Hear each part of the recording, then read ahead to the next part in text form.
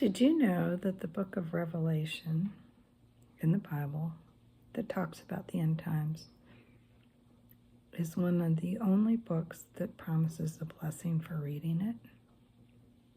I think it's because God knew there was a lot of fear surrounding it. But his point is no fear. Here's the rules. Let's see how you're doing. And giving yourself a checkup before you reach the finish line. So I kind of like that. So I wanted to let you know that we're going to start working our way through the book of Revelation on Thursdays. I mean, we've touched on it the past couple of weeks, but try and be organized about it. So good morning. This is Aunt Beth. Welcome to my lamppost. So I think a lot of us, I don't know if I really want to know it's bad news. But that's not why God tells us what's coming. It's because he wants to lay out the rules and give you a chance for success. He wants you to win. So not fail. And I think that's fabulous. So let's talk about chapter 1.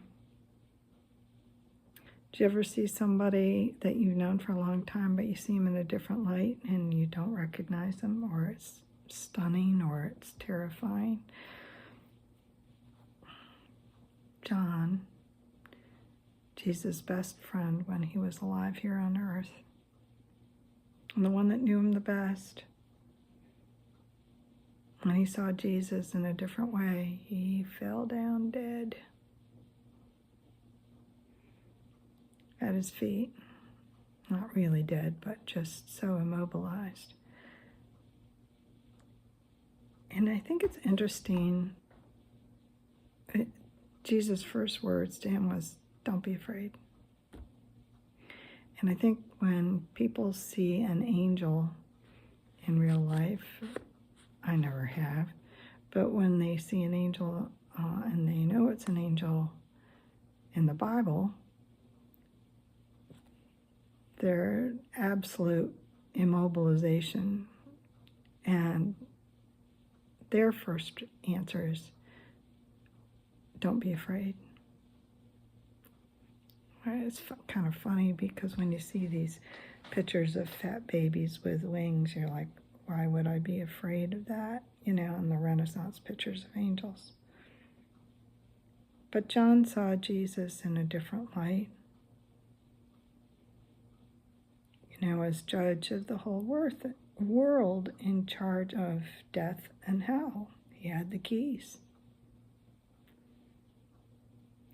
But he wanted John to tell everyone what was coming so that we could prepare, sort of like an open book exam. There are some people that don't even want to talk about the final exam. And there are some people that don't study because they figure, it's an open book test. I can just do it there. And there are some people who realize that learning is more than just passing a test in school, but it's a life skill that you need, and they are learning their life skills. So the open book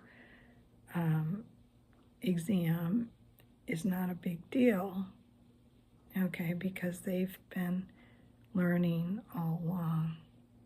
Life skills, coaching and correcting and practicing. So I hope that's us. Life skills test. It's an open book exam. Anyway, life in the sense of eternal life. But we need to be practicing now. We also need to know what's on the final exam and what's important to the teacher versus what we think is important. So these next few weeks, we'll be going through, as best as I can, what I see in these next few chapters, and sort of prying our eyelids open removing the fear, practicing some life skills, and no surprises as far as what's coming. So I hope this encourages you. All God's best. Have a fabulous day.